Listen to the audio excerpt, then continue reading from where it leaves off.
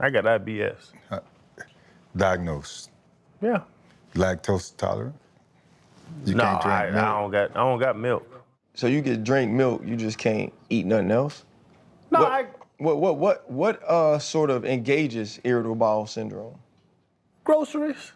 Just any type of groceries. It's like, see, y'all's body processes food slower. When that thing hit that stomach, my body want to get rid of it. That's what it is. Hold up, limitless. Take a stomach, got pin in it. I fought the head to witness it. Got my people feeling militant. Way I'm feeling got me up. On the mission got me up. Knowing me, I got the key. Only vision I can trust. Limitless. Take a stomach, got pin in it. I fought the head to witness it. Got my people feeling militant. Hey man, you know what? Every Friday, bro, we got something going. Every Friday. But it's cool, man. We ain't chop it up in a second. We actually had a week off from filming, sort of, kinda, you know, so it's good to get back with y'all. Fred Taylor, Channing Crowder, Ryan Clark, Pivot Fam, thank you for pivoting with us. Honestly, wait, is anybody even pivoting with us? Because according to Noriega, we don't count. Who is it on him? Who's on Noriega to say what matters? Bruh, you know what I read. No, he made some good songs and all. Hey, but who's on him to say what's relevant? He gonna jump in talking about, what? It's weird to me when somebody thinks, like, why are you the keeper of the gate? Like, what are you talking about? The people want to do it. We've been doing this 3 years. We've been thriving, balling, doing everything, just, you know, groundbreaking, nominated for Emmys. No, 3 years? I hate when people just want to say this. Nori, tighten up, brother. I think it's cool only because it's his opinion, right? And what were the three though? It was Noriega, $1 million Joe Budden, and Joe. and So for me, I took it as a rapper's fraternity or something. You know what I'm saying? Like maybe a little bias in that, but at the end of the day, and you said it a long time ago, RC, the community, the people make the shows. Yeah. Like we're not the ones to judge. Like our job has always been, since we started, I believe in, we don't chase the influence, we chase the impact. I think that's everlasting. And a lot of times people can pull up to our show and like, I don't know about this one, but it's always great content, and it's always something that you can go back and learn from and build on. A lot of that other stuff sometimes get crazy and confusing and messy and dramatic. And I'm not knocking their show because, again, that's his opinion. But look, I'm gonna put any show out there up against the Pivot, and I think we stand a chance to knock all their asses off. And there's one more thing too, is that we mess with Matt stacking them, all the smoke. Yeah. We mess with Gilly and Watt. We mess with them dudes. Yeah. So that's why we never came out and said, oh, well, we're here, there. Yeah. No, everybody can eat. Yeah. Everybody can eat, everybody do their thing, and it's a bunch of great things out there. And that's why when people, want to do this hierarchy and all that stuff, it's almost petty, or, I'll be honest, I think it's clickbaitish. Yeah. We've been doing this how long? How many times have we done lists? We don't do lists. We talk like grown-ass men. We don't do lists.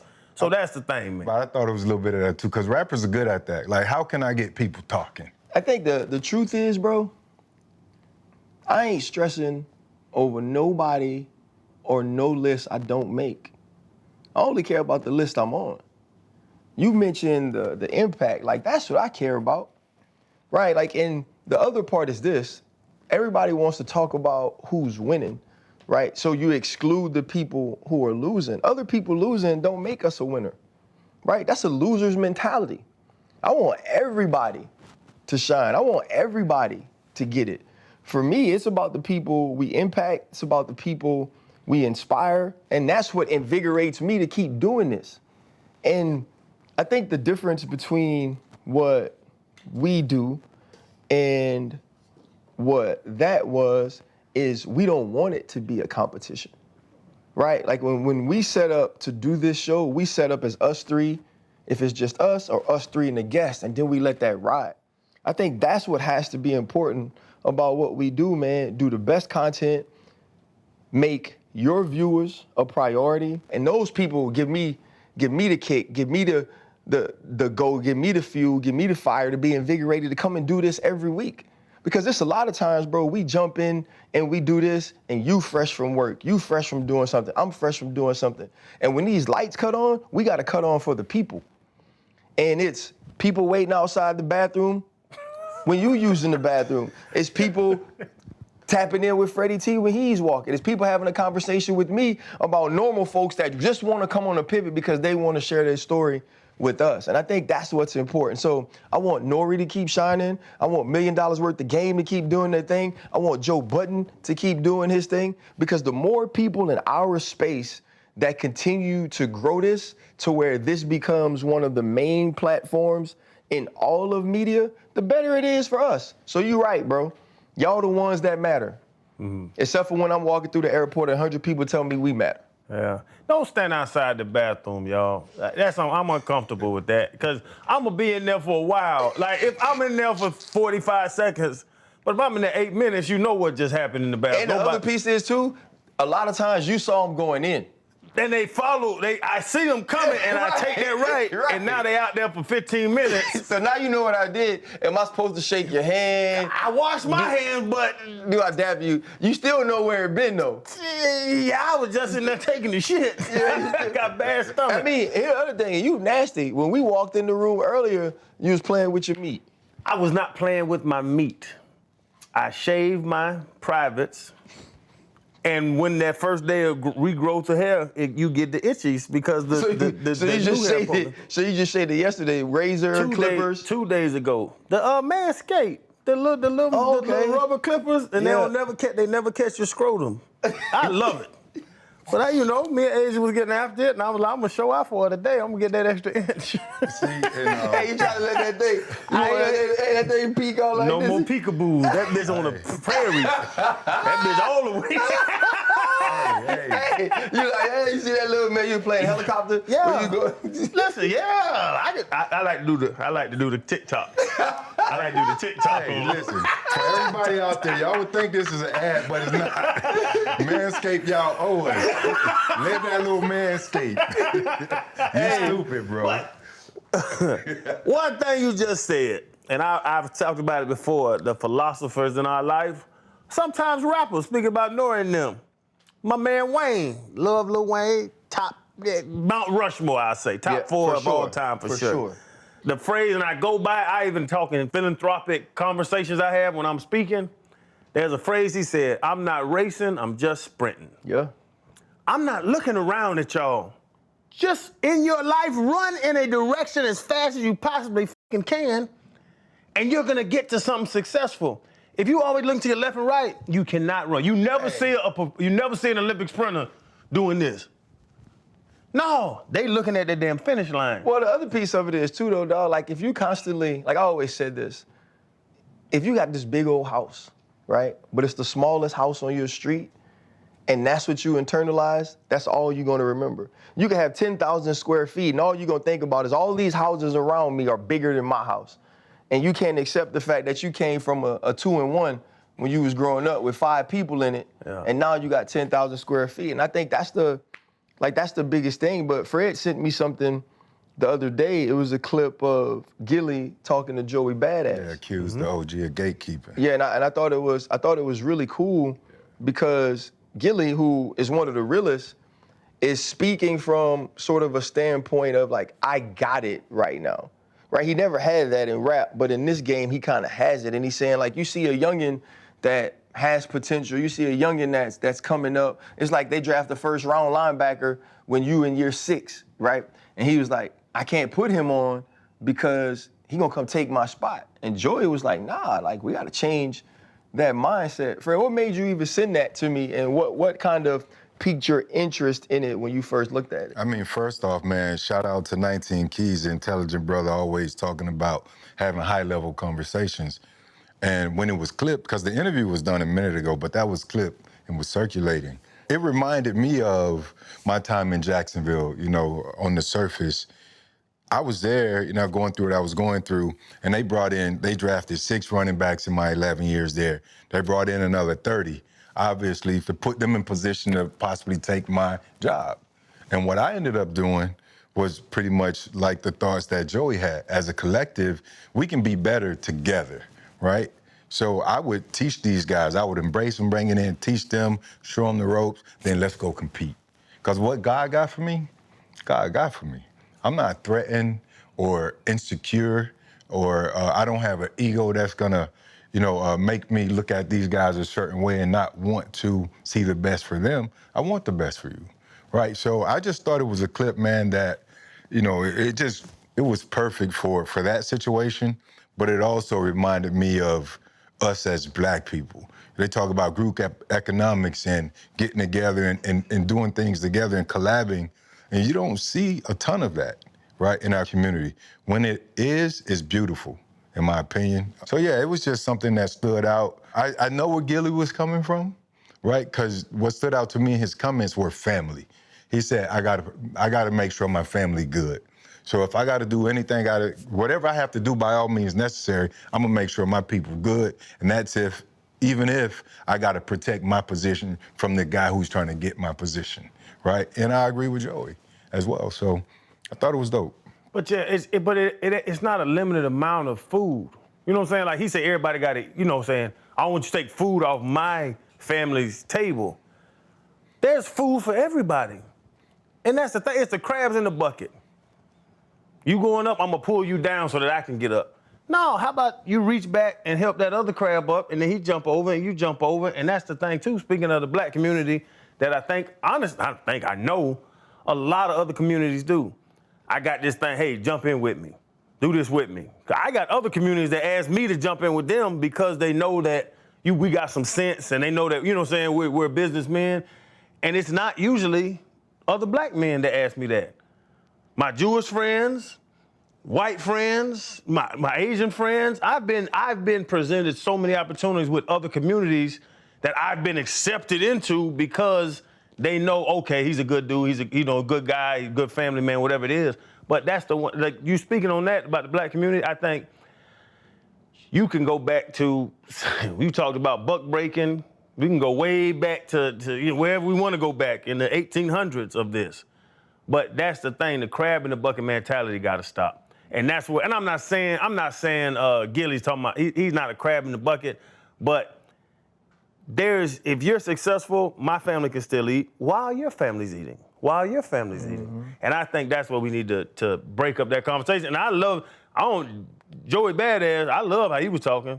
He's just super intelligent. Super smart. I didn't even know that about him. Now I need to go back and watch more things about him because I love the thought of what he was saying of, nah, we good to go. And it ain't even like that. You ain't taking my spot. Why can't you stand next to me? This ain't a track podium. Yeah. Life's not a track podium. That's not first, second, third. We can all stand on the same level and chill and hang out and wives be friends, kids go to the bounce house together. Why can't we think of it like that?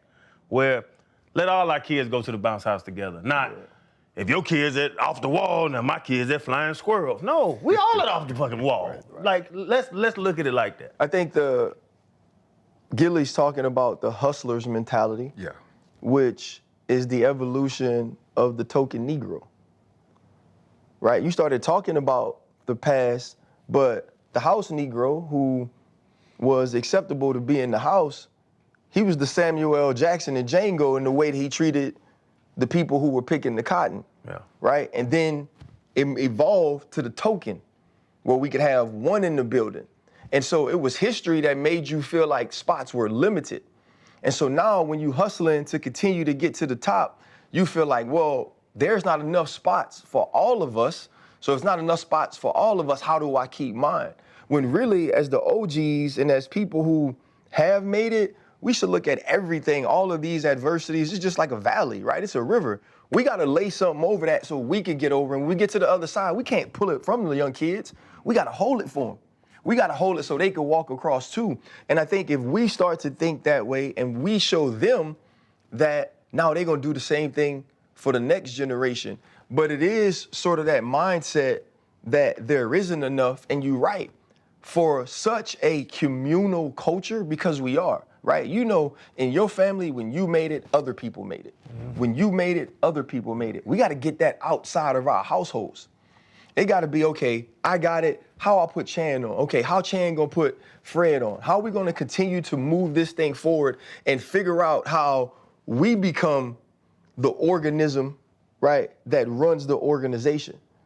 Because all the times we're figuring out how to be the best laborer.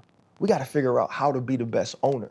Then we got to figure out how to create the most ownership, how to have the biggest group of successful humans, right, that we possibly can. And for me, that doesn't mean all of us have to be the same. It's like you said, it could be your black homeboy and your Asian homeboy and your white homeboy and your Jewish homeboy. We can all get in because there's something to learn from everybody. We ain't got to gatekeep in our own communities, and we don't have to gatekeep as a whole. But what we do have to be intentional about is helping our own community. Wow. Because if they see 4 Channing Crowders, it's much more powerful than 1 Channing Crowder. And when we start that, oh, I gotta hold my spot to make sure I can feed my family, we're not realizing gatekeeping that way kept us from feeding 3 families instead of 1. And I think that's something we gotta be focused on. And you know who did this the best? And it just passed, the LeBron decision to go to Miami. That changed basketball. Yeah. That gave the player empowerment movement in basketball. Maverick Carter, Rich Paul, those were Bron's homeboys. He didn't just throw them no money. He said, go get some degrees, run this, run that, and now we can go together. So I give LeBron a lot of credit for what he did with his internal circle. LeBron did that to a genius move. The same, I know I criticized Bronny a lot. He just missed it 1 footer the other night. Anyway, I know I criticized Bronny a lot, and I know, I don't think Bron liked me too much, but I would say what he did and how he empowered his circle, to your point, their name not LeBron, their names are Rich and Maverick and all his other people, but he said, listen, I've done this, go grind, we're gonna get together and you're gonna run this for me and run this for me, and now you have your own thing. Now Rich has all kind of athletes around him, so that's the way to do it, empower people around you. It ain't no damn competition. Bro, you got to leave Bronny out of this. But we're going to keep it in L.A. We're going to keep it in L.A. Puka. Y'all seen the headlines Jesus on that? Christ. Look, one thing I know is this. When success hit fast, headlines hit even faster. Whatever TMZ does in the back and get this information, they go get it. Because really, this isn't a real public thing. Like the paternity thing with his ex-girlfriend, girlfriend, I don't even know if they're still together. I'm curious. What do you think about her going in to prove paternity to see if it's Puka's kid? Congratulations, brother. You got out the spider's web before it stung your ass. Bingo. That's what it is. She helped him out with this. You like that? You don't even know who was skeeting in you? And when you got skeeted in, she helped him out. What is he Polynesian? Mm-hmm. Polynesian's real family oriented. So if he thought this is my baby, he might have married her.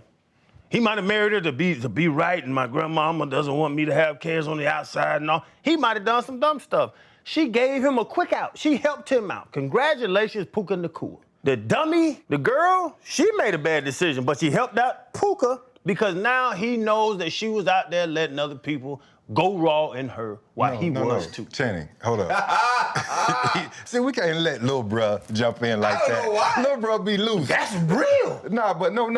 That's very true. That's but also, real. You got to add the element or the possibility that they're not together, right? And she's going to prove paternity. She wants to prove that this is his child, so that along the way, throughout the pregnancy, the courts can document everything and force him to help her financially. Doesn't mean she was cheating around or messing with other dudes and she's trying to prove it that way. She wants to confirm that it's the baby. You own Freddie T. Freddie T. No. what I'm thinking. Freddie T, we're not gonna let you do that. We're not gonna let you be this evolved thinker. So we broke up on Wednesday. Yeah. And somebody else going raw Friday? No, I'm not saying that, Chan. I know how babies are made. And also, too, Freddie T, you don't have to go prove it to me if I believe it. Like with Freddie T. She's trying to get the bag to the bag. It's a red flag for the bag. What are you doing? I'm just trying to not let him punish the young lady that bad. I'm not punishing the young lady. I'm praising Puka for getting out of this damn spider web. I think we need to cut the room off. Because you know why she even dumber? And I know this is wrong. Haley Ione, I hope everything works out for you. You had one job. If you was in it for the money, you had one job. Y'all was together, all on the NFL sites. Everybody's posting you. It's a beautiful couple. Whoop-de-whoop-de-woo. The one job you had was to not have sex with somebody else. Just for however long you had to do it, whether you wanted to get a ring, whether you wanted to get a baby by Puka, all you had to do was wait. And you couldn't wait. You with him, everybody know you. And here's my bigger problem.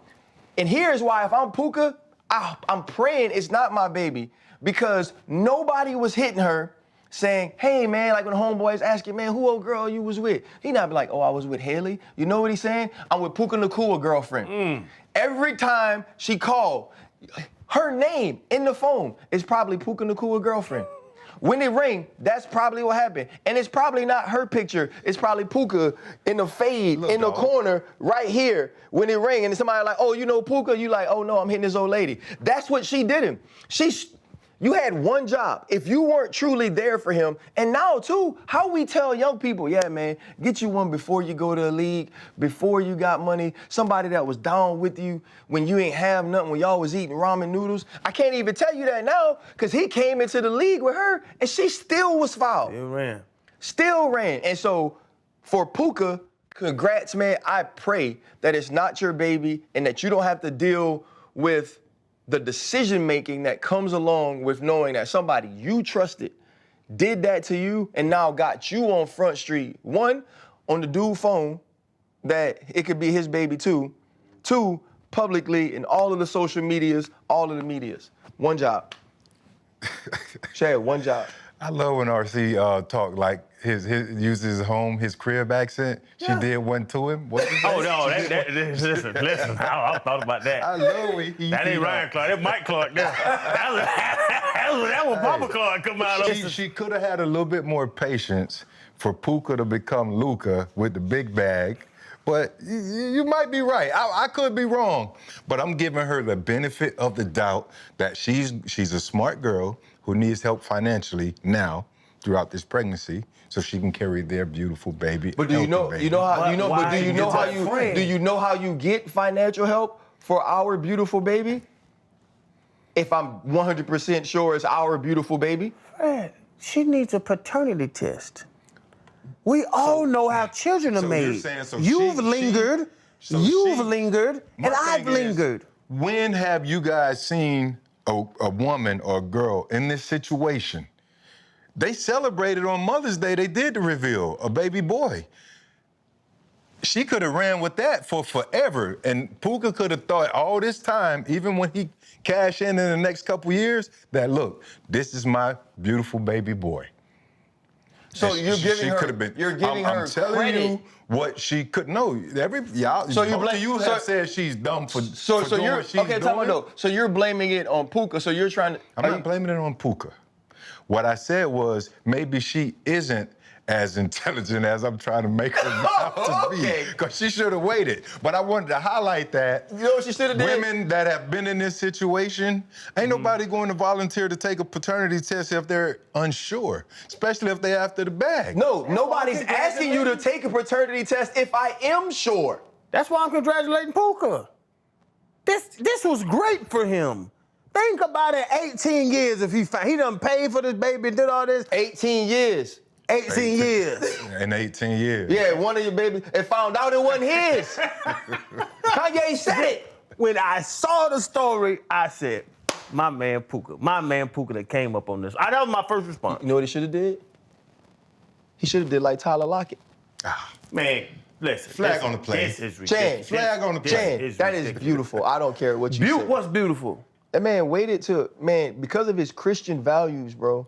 That man waited to imagine don't throw my God into this. Chan, but that's why he did it. No. Imagine what he was able to give his wife on their wedding night, bro. Like that experience that they share, because they've been together. That's the first time, even if she wasn't doing what he was doing, that's the first time they were together ever, bro, on his and her wedding day, dog. He skeeted in his drawers, and he has no stroke. You ice skate? I don't ice skate. Have you ever ice skated? No, I've never ice skated. First time you ice skate, you gonna go out there and be like an Olympian, aren't you? No, the first time I ice skate, I'm probably gonna fall. So what's that? He ain't got no stroke. 30 years? He ain't got no hips, he ain't got no stroke. I don't know how you hold out on penis. That's just great. Are you saying penis is not a hot commodity? Hot commodity is a cold commodity. It's not. Man, you can get penis at the 7-Eleven. The supply high as hell, demand low. If a lady walks around anywhere in the world and says, I want some penis, there's a penis right there for her. What would you want to do? Where you want to go to the car? For free too. Yeah, ain't no Hey, price. actually, someone will pay for it. Pay to give it to you. Yeah, some yeah. You can come up a little bit. You get your couple hundred. I get that. 30 is long for me. 30 is a long time for me. The religious side, you bring up religion, I understand it, but that's just, I saw that. That's sad. Tyler, that was a waste of time. You wasted 30 years of stroke. You wasted 30 years of hips. And you know he was beating his meat. We don't know that. You know he was beating his meat. How you know? So you think the man ain't skeet for 30 years? But if it were for religious beliefs, then religion, you're not supposed to when beat it's in your mind, then that's a sin. So if it's for sin, for religion, what is it for? Is beating your meat in the Bible? Christianity. So see what I'm saying? No, but he beat his meat. So you just beat your meat without You can't thinking throw that about on that man that he did that. No, he beat his meat. Golly, brother. No, he did. No, you don't For know. 30 years, he was born and didn't nut till he was 30. Well, he probably had a wet dream somewhere in there. No, he encouraged a wet dream because there's no way a man can last for 16 to 30, 14 years without beating that little man up. You gonna do it. So if you gonna have sex with yourself, you might well give somebody else some pleasure too. Now you're being selfish. That's ridiculous to me, man. Listen, Tyler, congratulations, brother. Hey. Hold out on everybody. Don't do anything. No, you have a beautiful mind, bro. You are one of a kind. Man, listen, this No, is but crazy. the rarity of it, though, in sports, you know what I'm saying? In pro sports. Think about it. You don't hear about this happening at all. Have you heard it before this? I have never heard anyone. I've never met anyone that say they were a virgin till they were 30. Certainly not in those locker rooms, man. So for all those years, he's mastered discipline, is what he's done. He masturbated.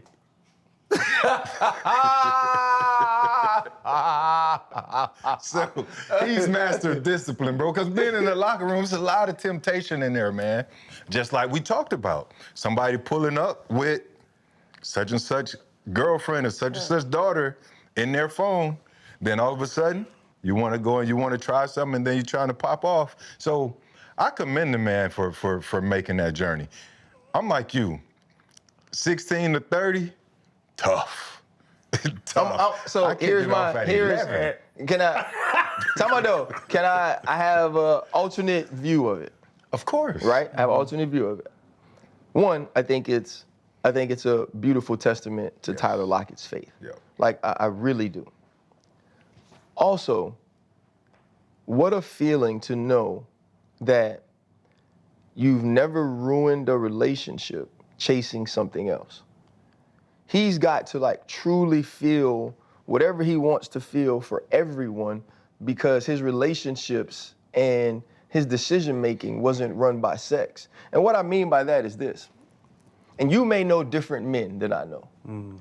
I don't know a man that messed up a relationship or cheated or stepped out looking for love. When they stepped out of that house or when they stepped out of that relationship, they stepped out for one reason. They wanted sex. Now, whatever that evolved into, it evolved into. But they weren't in a relationship and said to themselves, you know what? I think I want to go find a solid conversation and someone I can build with. That ain't what they said. What they said is, I know what the different ones feel like. I want to get something different. I want to do something different, and I want to do it with this person. It wasn't I want to get to know this person, or I want to love this person, or I want to go marry this person. It was, I love sex. Sex is fun. I've been doing sex in a way that I shouldn't have, fornicating for all of this time. That's what I want to go do with her. He ain't never had that. He has none of the trauma and the drama that goes with having premarital sex.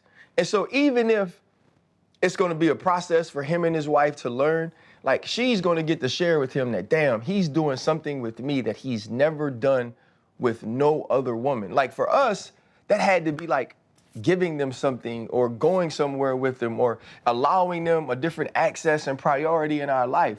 For him, he could truly give her something like emotional, mental, and physical on their wedding day. There's no better gift than that. And for him, bro, the peace of mind, it must be to not know what any of the rest of it's like. To never have a mindset. We talked to Kirk, right? And Kirk talked about how pornography affected every part of his relationships.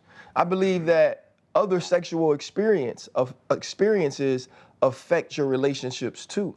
He don't have any of that baggage to bring in, man.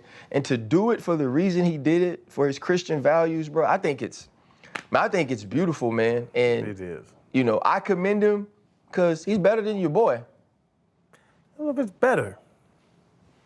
Better Christian. But I don't know if it's better. You know, like you said, how do you know Wendy's the best burger if you haven't had McDonald's or Five Guys or Burger Fight? If you're But that might be trash. That you eating ramen. But You're Chad, eating ramen noodles. But it's You're the eating best, ramen noodles every night. It's the best burger to you, You're though, eating Chad. ramen noodles every night. And that's fine if it's the only food you've ever had. And I've never heard a woman say, "Boy, I can't wait to find me a virgin." I don't get it. I don't. The concept, the religious concept, I get. Everything else is garbage. He ain't doing nothing. He ain't telling nothing. It's a science class now. What's this up the top? Where I go when you go back around and get the ridge? He don't know about the ridge, does he? They can learn Has he together, ever though, felt the ridge? but they can learn together. So now it's a teacher-student relationship. She is not enjoying Everybody has to learn one another in a She's not sexual she's relationship not or enjoying emotional that. relationship. Chad, you don't just jump in and know exactly what a person wants or likes. You find that out together. Mm-hmm. Everybody does. So he's having the same process of finding out and feeling it out as everybody does in every relationship. It's just his only time ever doing it. He don't know angles. He don't, but He the don't know to difference just is tap the top, tap the front, tap the front, But then Chan, go down and tap the but here's front. the thing, No Chan. If technique. it's only one, no, Chan. Tap, tap, tap, But if it's tap, only you. one, Tap, you don't tap, have to tap, know tap, angles. tap, You just got to you. know her angles. You just got to know hers. And that's all he's ever going to learn. He's not going to mix it up in his head. And it could have been the girl from back in the day angle. It's going to be his wife's angle. And what if it's ramen noodles? What if it's a bag of mashed potatoes? He won't even know. I know. Is she a virgin too? This is a sports show. Y'all asked me a question. I You answered remember, did you hear what Cam asked Wale about Jayden Daniels? That's ridiculous. What do you think about that, Chan? We need to get you on a different subject. Quick. I think it was clickbait. Yeah. You can't. He compare him to RG3. Like, I understand young success, if that's what he was getting at, but then get Both that to me. Washington quarterbacks, Both rookies of the year, quarterback, both- Heisman Trophy winners. So it's a lot of similarities in the journey to the second year. But Jayden's game is so much more mature, pass-friendly. Jayden's a better quarterback than RG3. So the comparison and him saying he's going to fall off, I just know that team, we were there last camp, know that coaching staff, know what they're doing, know the pieces they're putting around him with Terry and all the guys they brought in. I don't know, little heavy set Debo's over there. Bro, you are on one today. You saw Debo running them routes. Like a bus driver going to the 7-Eleven to grab a coffee. But they are helping him out, man. We love Cam. Cam, he's been on the show. Every time I go to Atlanta, I go to Fellowship, his restaurant, hang with Cam. But I think it was a little too far, and it's just very clickbaitish too. We were talking about that earlier. Right. I think it was that was one of them clickbaitish things that he knew. Cam is very intelligent. I'll say that. Yeah. Cam knew that if he said that was gonna catch legs. And he has 4th and 1. He's doing, he's building his platform as well. And I think that was a strategic move by Cam. I honestly, knowing Cam is that smart, I don't think Cam really feels that way. Yeah, I think it was just a perfect opportunity to create that comparison, right? And make that take. Cam is actually getting pretty good at this. You know what I'm saying? Doesn't he have like the BET Sports thing coming up as well? 106 in sports. So now I think it's a little premature to make it. You know, allow him to get into his second year.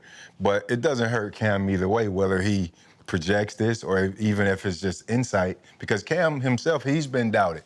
So this might give Jayden a little fuel, but it doesn't hurt Cam either way if Jayden comes out and plays great or he, you know, happens to prove Cam's point. I don't know, man. I'm with Jayden. I told y'all, a week ago or two, I grabbed his rookie card.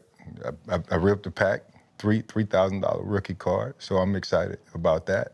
And I think us together gonna prove Cam wrong. The problem I have with what Cam said about Jayden, or even the line of questioning when speaking to Wale, is Cam has to understand the weight of his voice. Yeah. Cam has to understand that you also won a Heisman, that you were also a top 2 pick. He was number 1 overall. Jayden was number 2. You were also Rookie of the Year. So when you start to speak this way, people look at you from your experiences.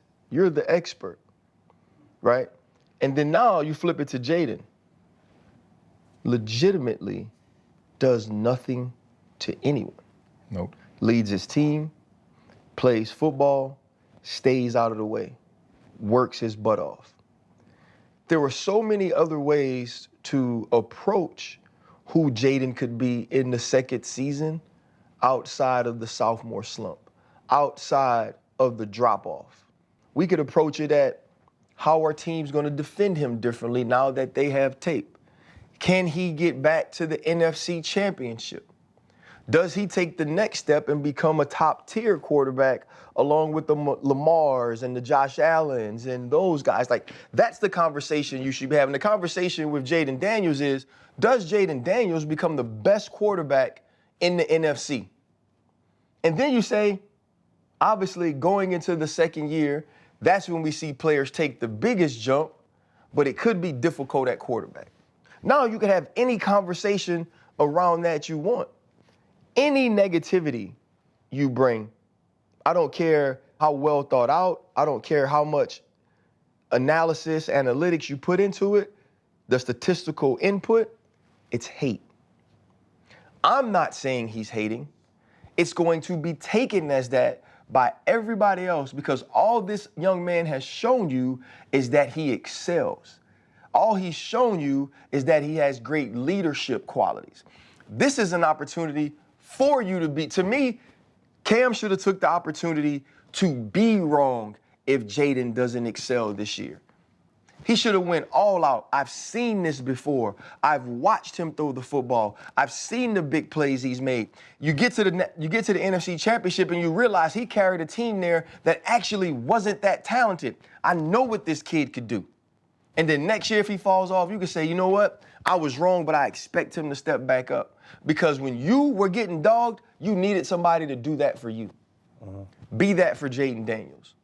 That's my biggest problem with what he did. Jayden set the bar so high as a rookie.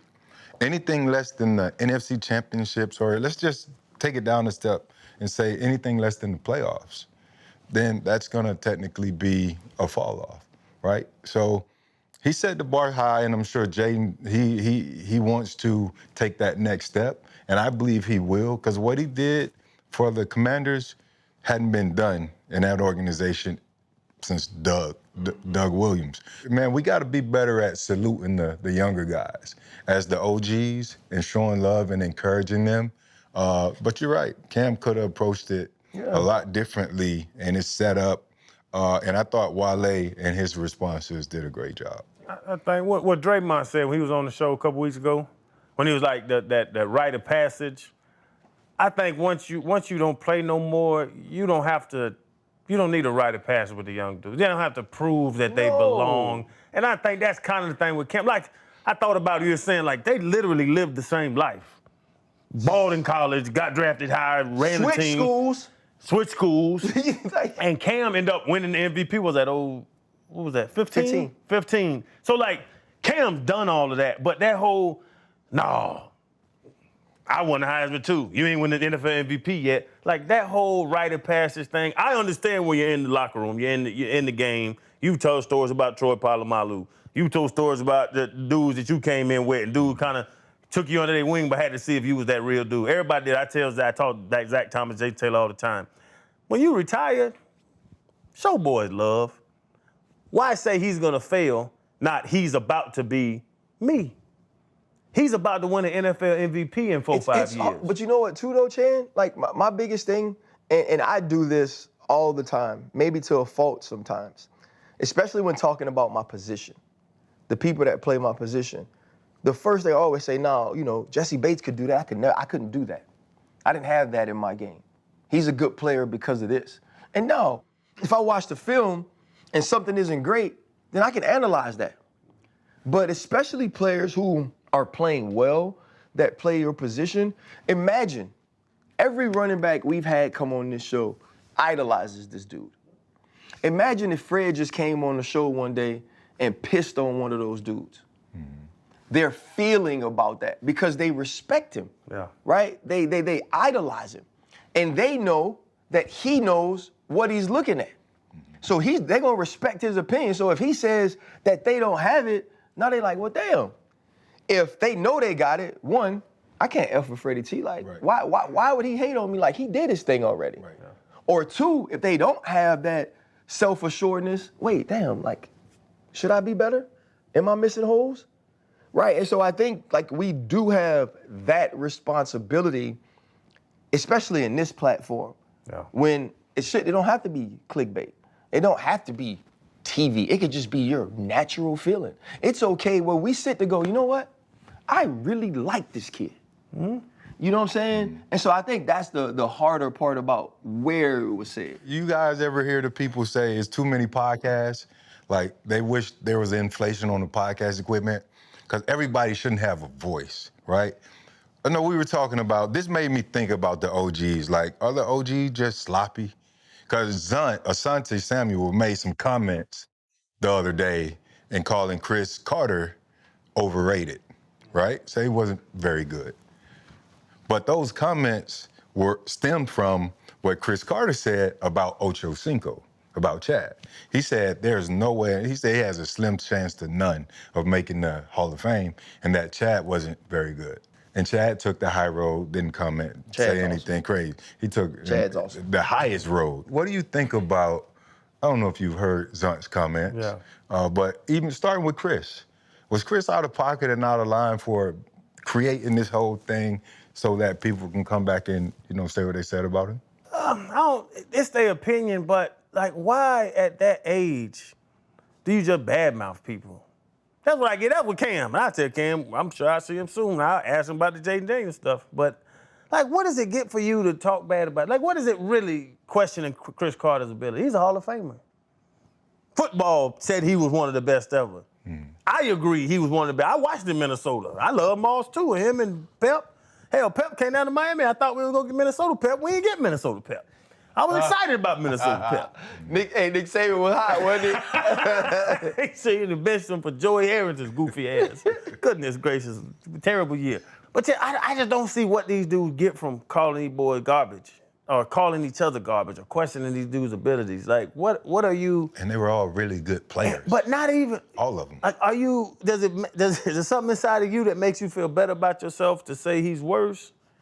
Or I'll lock you down and all. And I'll say, Ocho does it, and I know he does it. It's a stick. Yes. It's funny to Ocho. Ocho does that when he's talking about Travis Hunter can't guard him or catch a ball on him. Very tongue-in-cheek. Ocho is playful. Ocho's having fun, though. And he's also, too, one of the most positive humans I've ever been around. Have Ocho ever walked up to you and you didn't smile? Nope, not one time. I think every time I see him, I smile. Chris took that tongue-in-cheek and that Ocho playful stuff, I think he took it too serious and thought Ocho was going at Travis, the rookie, who he said, well, I can beat you, and if I beat you 1 out of 10, then I get to have your trophy. So they were going back and forth messing with each other. And I think Chris took those comments way too far. I think the other thing is, too, I think you could be guilty of this sometimes, is coming to the aid of people who don't need your help. Mm-hmm. Right? Travis didn't need nobody's help, especially not with Ocho. Right. Right, and I'm gonna say this, and maybe it's happening to me too. I gotta be very careful. I'm trying to be very careful. The older folks get, like, the more out of pocket they get.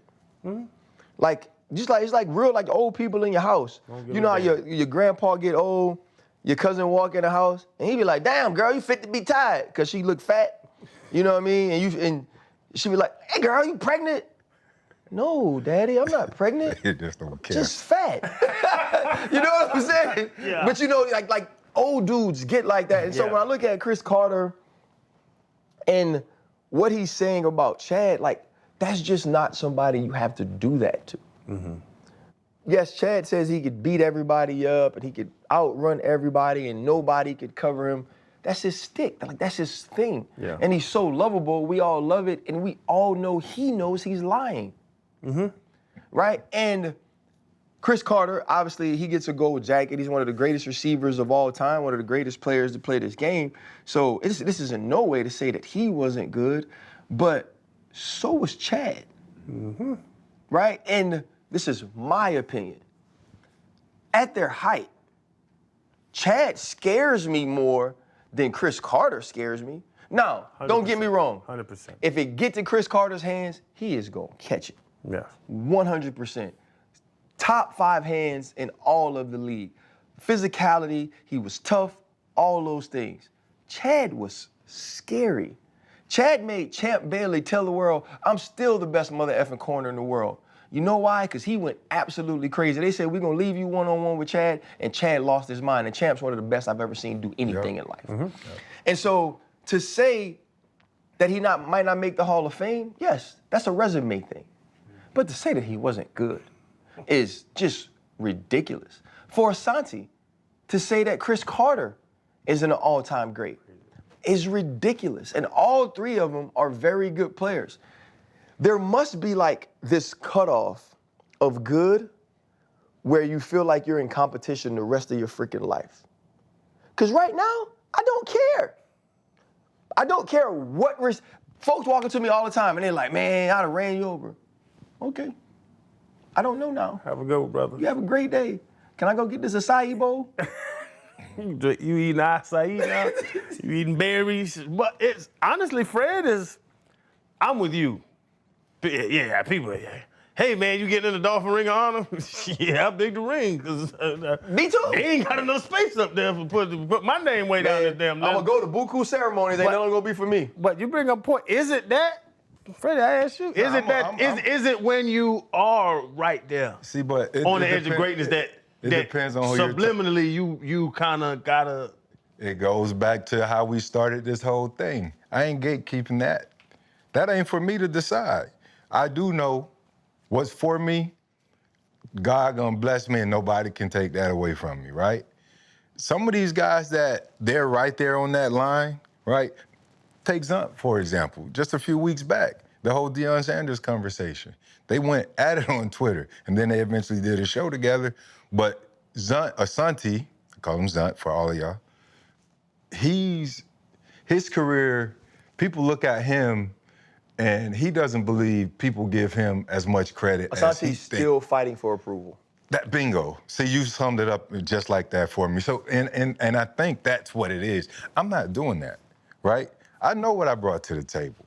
I also know that if you give me half of the games that I missed, I'm top 5 all time. Does it help you, Freddie T? Does it help you that so many of us, though, do it for you?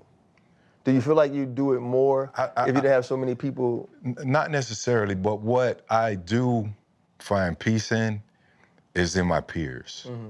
I've always said it. The guys that I played against is what truly matters more than the voters, right? The voters have a job to do. There, some little bias here, a little this, there, like there's no real criteria. I get all of that, and I've been through it. What matters to me the most is when you can turn on that tape and you can see another Hall of Famer turning down that fire, okay. And then you can see somebody else say, well, Freddie, he was a bad boy. I respect that, and I'm good with that. Even if I leave this planet, whatever, knowing that if I've made it, I make it or not, I'm content with that too. Some people will find joy in it when I'm gone. Nah, man, I ain't gatekeeping it. I'm gonna always show love to everybody I ever lined up against. Like, he was good. Or if you was trash, I'm gonna say you was trash. But 9 times out of 10, shit, you made it to that level, man. Ain't too many guys that are trash. It's just that you were better than him. And some guys are more elite than others. But if you make it to that 1 percentile of the best in the world to ever to do it, look, man, you know how hard we go to get there? I tell you what I do. The dude that whooped my ass, I tell him now. At 40, I saw Jonathan Ogden at a fishing tournament about 2-3 years ago. Don't touch me. Just shake my hand, because your way ass up here is when he shook it, strong too. as and you choked me out in Baltimore a couple years back. Yeah, bro. You know, Marshawn. Every time I'm like, bro, you was like hitting a brick wall. I give them dudes a credit. I just don't understand. Like you said, I don't know if is it an age range on giving dudes love? Because it seems like the generation before us really don't be passing that love down. I know I do it to everybody I see that I played against. Moss, every time I see Moss, I be like, bro, you uncomfortable. You embarrassed our ass in Miami, 07, whatever it was. When he had 28. 07. Bro, he embarrassed us in Miami. And I tell him every single time I see him. I think there's you get to a point where you're secure in whatever you've earned. If you feel like I got what I got and it's what I deserved because of what I put in, I think you get an opportunity to move on. Mm-hmm. I think for Asante, it is the Hall of Fame. Yeah. Right? Because he's always going to look at those numbers and say, okay, look at this guy's numbers, look at that guy's numbers. Chris Carter, he had to wait a while before he got in. So maybe to him it's that I wasn't first ballot or I didn't get it in the second time. You know what I mean? So you just really never know. But I think as we get older and we get further and further away from the limelight, we've been blessed to have this. So we get an opportunity to share with each other and stuff. I think you try to find a way to feel a connection to the people for what you did. Mm-hmm. And as we get older, they start to forget about us. The tape a little fuzzier, right? No HD. Hey, yeah. You know what I'm saying? The record's been broken, you know, and so I think that's tough on their psyche and their mentality. The wins and the losses are gone. That brings me to Naomi Osaka. You know, after her loss in Wimbledon, she said that she didn't have anything nice to say about herself. Yeah. And because people clipped it, she was like, man, I feel like you guys only clip the negative press conferences. You know, and she came out and she said, you know, as a little girl, I just wanted to win the US Open. My mama said they had like fairy dust or something at the bottom of the trophy. And she's like, but I did that twice. But yet I still, so she's talking about dealing with that. What did you sort of take from that, Fred? Because I know you're dialed into that space. What did you sort of take to her reaction immediately after, and then sort of the things that came after that press conference? First and foremost, I think her vulnerability in that moment, in that interview, is powerful. Like, it says so much, and you can go either way with it, but I think it's multiple parts. You know, you got real life and the things that she's dealing with and what she's fighting through. She mentioned motherhood, you know, and then some people will knock that down and say, well, Serena won it, you know, right after she had a baby, but she's not Serena Williams. Serena won it pregnant. Pregnant, there you go. They're cut from entirely different fabric, and sometimes that can be what determines who's good and who's great, who's legendary and who's great, right? I don't know, man. If I would ever have an opportunity to cross paths with her, I'd just tell her to keep going. She's so close. And I think once she develops a greater sense of mental fortitude, I don't want to say toughness, because it's tough to go out there and share with the world that, hey, look, I'm just going to be negative. But if she gets to a point where she can just learn how to channel those negative moments and turn those into positives, I think that's when she'll cross the hump. I don't know, man. This one was tough. You know what I'm saying? When I saw it, I figured we'd probably talk about it. I've been thinking about it for a while. But I do admire and respect her for her vulnerability and being able to share that moment with the entire world, but also turn around and bounce back and say, look, I'm okay. You know, I'm human. I got this. So I got to study her more. I want to see how her reactions post-win versus loss. And then that'll give me a better picture and understanding of who she really is. Yeah, man, it's bad. But I do feel sorry for female athletes because with males, dudes that have 17 kids by 15 women, that doesn't affect their play. It might affect their psyche and affect their damn pocket, but it's not gonna affect their play. And women, if they get pregnant, it does. There's hormones and the body changes, you lose your core. And I just know, having kids, we all know, like, it really affects their temple that they have to work in. So it's just tougher, male, female, hell, it's anatomy. But also, like, part of being great, like you're saying, the great and the good, is your mental toughness. Like, you have to thrive in tough times. And I know, and she's gone through this before. She's talked about her, her being down on herself and all that stuff. But isn't that what makes the greats? Isn't that what makes the Jordans and the Kobes and the Tigers is that I can lock in when I have to lock in? Mm-hmm. She's already 1% of the 1%. She's one of the best tennis players in the world. She just can't get over that hump. And if it's mental, but that's part of it. That's part of the game that you play. So I'm not saying I don't feel sorry for her. I feel sorry that she's that hard on herself. But I don't feel sorry that she's playing a very competitive, very hard mental sport. You on that damn tennis court by yourself. My daughter plays tennis, and I'm like, I can't play no damn tennis. That's crazy. You always say it. If you miss the tackle, I'll come jump on him later on. If you miss that serve about to hit that net, and that damn motherfucker getting that little chair is gonna do his little arm like this. It's by yourself. So, but that's part of the game. Why is Serena great? Is Naomi physically as talented as Serena? I don't know, but if she was, Serena's won 23? She's different. That's not all physical. That's a lot mental. Her sister Venus, whatever Richard did to them, King Richard in that movie, it worked. It worked. So I'm not, I say things in a funny way, but like, I feel sorry that she's that hard on herself, but I don't feel sorry for her. This is the profession that you chose. Yeah. I think Naomi Osaka is a very necessary human as an athlete. Unfortunately, there are these people that go through these things publicly that allow the entire sports world to learn, and she has just been chosen to be that one. What she did at the French Open years ago, to step away, to say, you know what, I have to go focus on myself, that was groundbreaking. And then to explain why she did it. Because what you do know is, by choosing yourself in that moment, there's going to be criticism, there's going to be disappointing. Even in explaining it, there's going to be criticism. And she was able to do that. And then you step away and you have a baby. And I think for female athletes, or you give birth to a child, it's so much different than it is for us. Mm-hmm. One, just the legitimate physical wear and tear of delivering and carrying a baby. Mm-hmm. What it does to your body. The old folks in Louisiana say, yeah, that's like having 1 foot on a banana peel, 1 foot in the grave, right? They talk about that. And so then the rearing and raising of a child, that level of stress.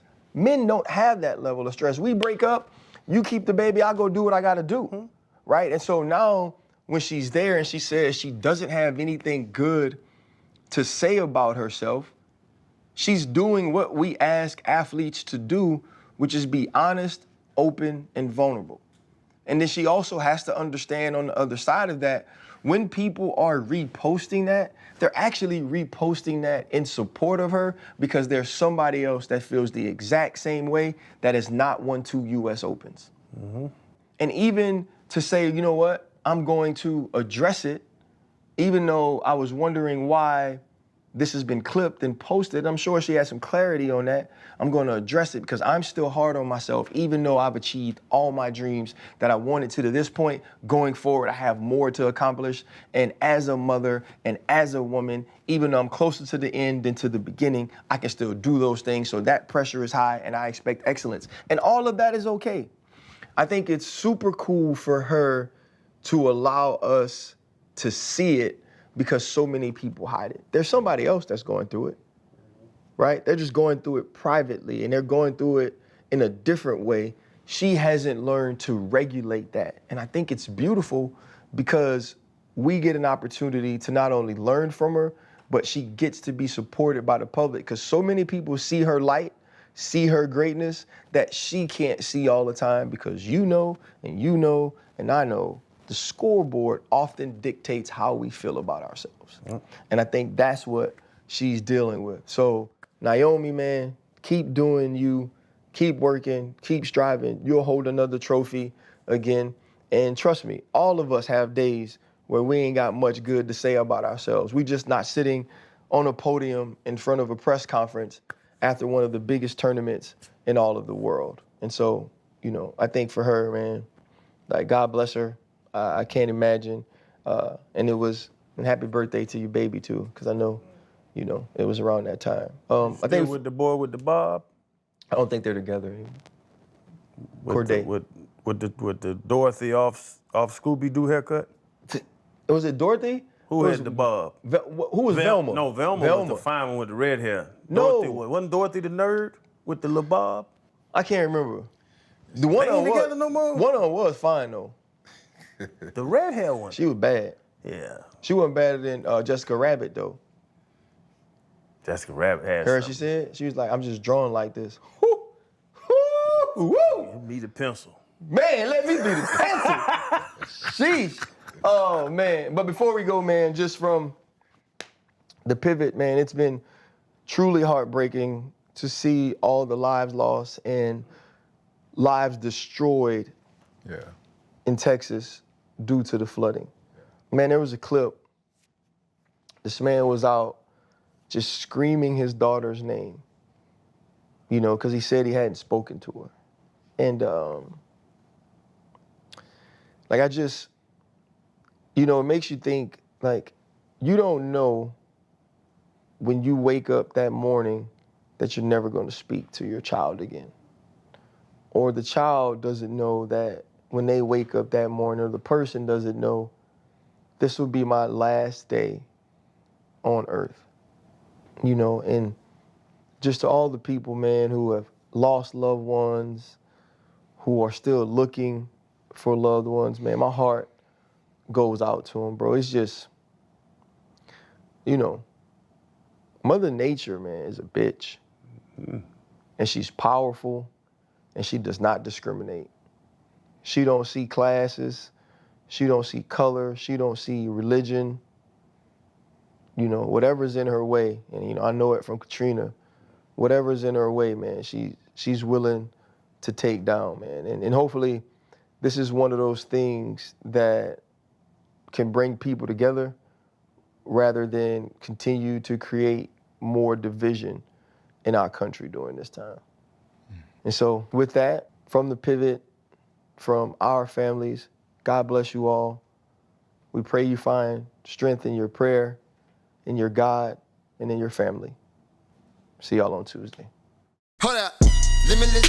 Niggas to me, got pin in it. I fought the head to witness it. Got my people feeling militant. Way I'm finna get me up. On the mission, get me up. Knowing me, I got the key. On this vision, I can trust. Limitless. Niggas to me, got pin in it. I fought the head to witness it. Got my people feeling militant. Way I'm finna get me up.